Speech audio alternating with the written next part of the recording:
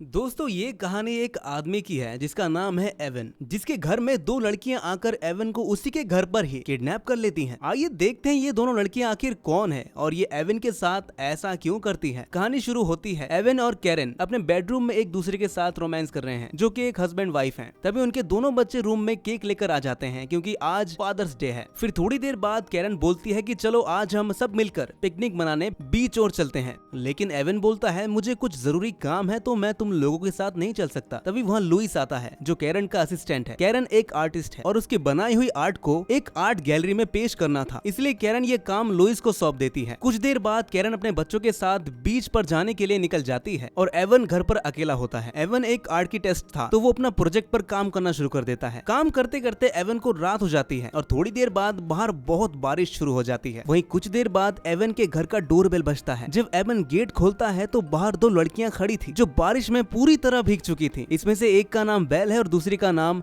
Genesis. Genesis Avon को बोलती है कि हम दोनों एक पार्टी में जा रहे लेकिन हमारे कैब ड्राइवर ने गलती से हमें यहाँ छोड़ दिया और बारिश में भीगने से हमारे फोन भी खराब हो गए, अब वो ऑन ही नहीं हो रहे। जेनेसिस एवन से पूछती है क्या हम तुम्हारा फोन इस्तेमाल कर सकते हैं। एवन बोलता है ठीक है और उन दोनों को अपने घर के अंदर बुला लेता है। फिर एवन उन्हें सूखने के लिए टॉवल देता है और जेनेसिस आईपैड में देखकर उसे बताने लगती है कि उनकी लोकेशन यहाँ से बहुत दूर है। तभी एवन उन दोनों के लिए उबर बुक कर देता है, लेकिन कैब को आने में अभी भी 45 मिनट लगेंगे। फिर जेनेसिस एवन से पूछती है कि क्या हम अपने कपड़े यहाँ पर सुखा सकते हैं, क्योंकि हम पार्टी में इस हालत में तो नहीं जा सकते। एवन इसके लिए मान जाता है और साथ ही वो उनसे उनका फोन ले लेता है जो बारिश में भीगने की वजह से खराब हो गए थे। जिसके बाद एवन फोन को चावल के एक बॉक्स में बंद कर देता है। एवन उनके लिए कॉफी बनाता है और जब तक उनके कपड़े सूख रहे थे तब तक वो दोनों गाने सुनते हैं। एवन पहले डीजे था और उसके पास पड़े हुए इतने अच्छे म्यूजिक कलेक्शन को देखकर दोनों लड़कियां उससे काफी इम्प्रेस हो जाती हैं। इसके बाद वो तीनों बातें करने लगते हैं। तब एवन उनको बताता है कि मैं 45 साल का हूँ, तो दोनों लड़कियां ये सुनकर हैरान हो जाती हैं क्योंकि उसके फिजिक्स के हिसाब से एवन 45 साल का तो बिल्कुल नहीं लगता। अब वो दोनों लड़कियां एवन से कुछ ज्यादा ही चिपकने लगती हैं, तो एवन थोड़ा अनकंफर्टेबल फील करता है और वो उनसे दूर जाकर बैठ जाता है। थोड़ी देर बाद एवन फिर से कैब चेक करता है। वहीं अब कैब आने में सिर्फ 20 मिनट ही बाकी थे। इसके बाद एवन उन दोनों को अपनी वाइफ के बारे में बताता है। एवन उन दोनों को बताता है कि मेरी वाइफ एक आर्टिस्ट है और फिर अपनी वाइफ का बनाया हुआ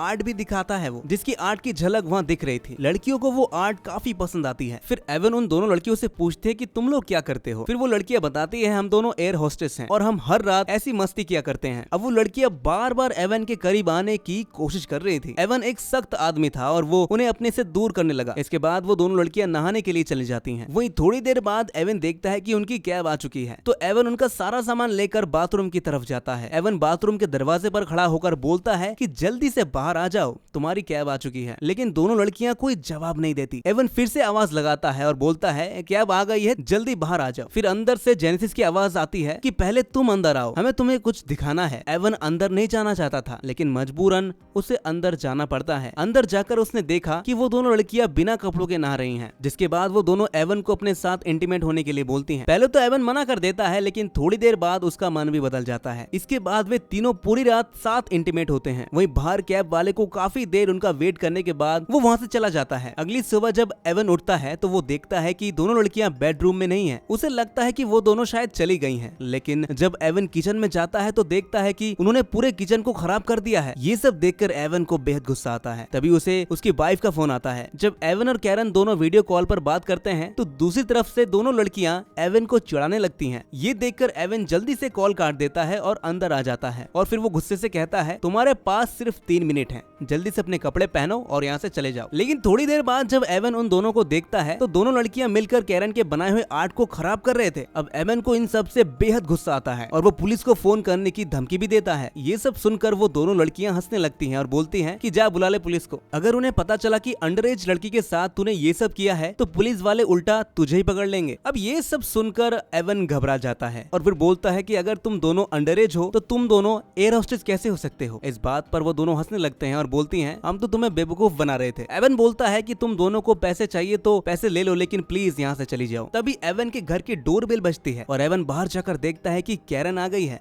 लेकिन तभी वहाँ पर जेनेसिस आती है और कैरन के दोस्त को बोलती है अभी तुम यहाँ से जाओ, हमें बहुत काम है। और एवन को गालियां देकर वहाँ से जाने लगती है। अब एवन उन दोनों लड़कियों से काफी परेशान होकर पुलिस को कॉल कर ही देता है। तभी जेनेसिस कॉल कट कर देती है और बोलती है ठीक है, हम यहाँ से जाने के लिए तैयार हैं। इसके बाद एवन उन दोनों लड़कियों को अपने कार में बिठाकर ले जाता है और एक जगह पर ड्रॉप कर देता है। फिर वापस एवन अपने घर आकर अपने बिखरे हुए घर को ठीक करने लग जाता है। एवन का काम खत्म होने पर वो फिर अपना काम शुरू कर देता है। फिर रात को एवन जब अपना काम कर रहा था तो उसे वहीं पर कुछ गिरने की आवाजें सुनाई देती है। एवन बाहर हॉल के कमरे में जाकर देखता है कि एक फोटो फ्रेम नीचे गिरी हुई है। उस फ्रेम को उठाने के लिए जैसे ही एवन नीचे झुकता है तभी जेनेसिस आकर किसी चीज से एवन के सर पर मार देती है और वो बेहोश हो जाता है। कुछ देर बाद जब एवन की आंखें खुलती हैं तो वो एक बिस्तर में बंधा था। वहीं पर जेनेसिस भी थी जो अपने मुंह पर उसी समय चुड़ैलों वाला मेकअप कर रही थी। तभी वहाँ पर बेल भी एवन की बेटी के कपड़े पहन कर आ जाती है। एवन बेल को देखकर बोलता है कि तुम जल्दी से ये कपड़ा निकाल दो क्योंकि ये मेरे बेटी के कपड़े हैं, लेकिन बेल उसे नहीं उतारती और एवन के साथ जबरदस्ती इंटीमेट होने की कोशिश करती। वो जेनेसिस उनका वीडियो बनाते हुए बोलती है अगर तुमने हमारी बात नहीं मानी तो हम ये वीडियो तुम्हारी वाइफ को सेंड कर देंगे। फिर थोड़ी देर बाद जब जेनेसिस किचन में कुछ खाने के लिए जाती है तभी एवन मौका देखकर बेल को धक्का मारकर उसे नीचे गिरा देता है और खुद को रस्सी से छुड़ा लेता है और जेनेसिस के पास जाता है। जेनेसिस के हाथ में एक कांटे का चम्मच था। फिर एवन जब जेनेसिस का गला दबाने लगता है तभी जेनेसिस उस कांटे वाले चम्मच से एवन के शोल्डर पर हमला कर देती है जिससे एवन एक बार फिर से बेहोश हो जाता है। कुछ देर बाद जब एवन को होश आता है फिर वो खुद को चेयर से बंधा हुआ पाता है। फिर दोनों लड़कियां मिलकर एवन के साथ एक गेम खेलने लगती हैं और जेनेसिस बोलती है कि एवन मैं तुमसे कुछ सवाल पूछने वाली हूँ, अगर तुमने इसका आंसर ठीक नहीं दिया तो तुम्हारे सिर पर लगे हेडसेट की फ्रीक्वेंसी को बढ़ा दूंगी जिससे तुम्हारा कान के पर्दे फट जाएंगे। अब वो दोनों ये गेम स्टार्ट करते ही हैं कि तभी घर की बेल बजती है। फिर बेल एवन को लेकर कमरे में छुपा देती है और जेनेसिस जाकर डोर ओपन करती है। वो देखती है कैरन का असिस्टेंट लुइस आया है। लुइस बोलता है कि मैं कैरन का बनाया हुआ आर्ट लेने आया हूँ, पर तुम लोग कौन हो? मैंने तो तुम लोगों को पहले कभी नहीं देखा। तभी वहाँ पर बेल भी आ जाती है और बोलती है कि हम तो एवन के कजन हैं। फिर जब लुइस कैरन की आर्ट को देखता है जो पूरा खराब हुआ पड़ा था तभी लुइस को एवन की आवाज सुनाई देती है। लुइस भागकर कमरे की तरफ जाता है और अंदर जाकर देखता है कि एवन तो रस्सी से बंधा हुआ है। फिर लुइस एवन को खोलने लगता है और बाहर बेल और जेनेसिस मिलकर कैरन के आर्ट को तोड़ने लगती हैं। ये सुनकर लुइस बाहर जाने लगता है। तभी एवन बोलता है तुम कहाँ जा रहे हो? लुइस बोलता है कि मैं बाहर उस आर्ट को बचाने के लिए जा रहा हूँ। एवन बोलता है तुम बाहर मत जाना, लेकिन लुइस एवन की बातों को अनसुना करके बाहर चला जाता है। उस आर्ट को टूटता हुआ देखकर लुइस बहुत चिल्लाता है और तभी उसे अस्थमा का अटैक आ जाता है। लुइस अपना इनहेलर ढूंढता है। तभी बेल बोलती है वो तो मेरे पास है। लुइस उसके पास जाता है इनहेलर को लेने के लिए, लेकिन बेल उसे इनहेलर नहीं देती। अचानक से लुइस का पैर उस आर्ट से टकरा जाता है और वो नीचे गिर जाता है, जिसकी वजह से लुइस के सिर में चोट लगने की वजह से उसकी वहीं पर मौत हो जाती है। फिर बेल और जेनेसिस हंसने लगती हैं, जिसे देखकर लगता है कि वो दोनों साइको है। अब वो दोनों लड़कियां मिलकर लुइस के लाश को ठिकाने लगाने लगती हैं और फिर एवन के फोन से कैरन को मैसेज कर देती है, जिससे लोगों को लगे कि लुइस और कैरन का अफेयर चल रहा था,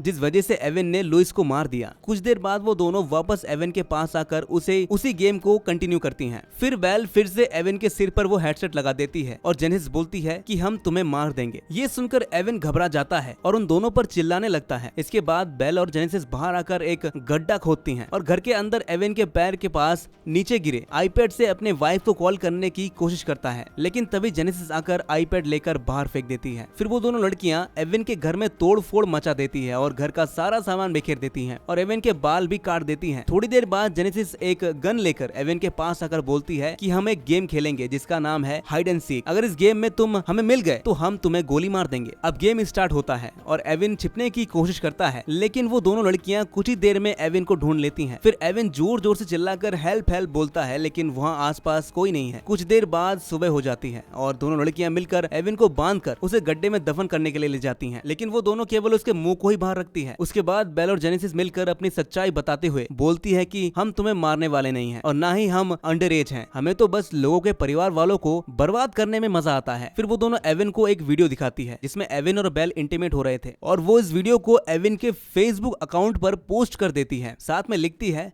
हैप्पी फादर्स डे। और फिर वो दोनों एवन के सामने फोन में उस वीडियो को चालू करके वहां से चली जाती है अपने अगले शिकार के लिए। वहीं एवन मुश्किल से अपना एक हाथ निकालकर उस वीडियो को डिलीट करने की कोशिश करता है, लेकिन एवन गलती से उस वीडियो को लाइक कर देता है। इसी के साथ ये मूवी यहीं पर खत्म हो जाती है। तो दोस्तों कैसी लगी आपको ये कहानी कमेंट में जरूर बताइए और ऐसी अजब गजब मूवीज के लिए हमारे चैनल को सब्सक्राइब जरूर करिए।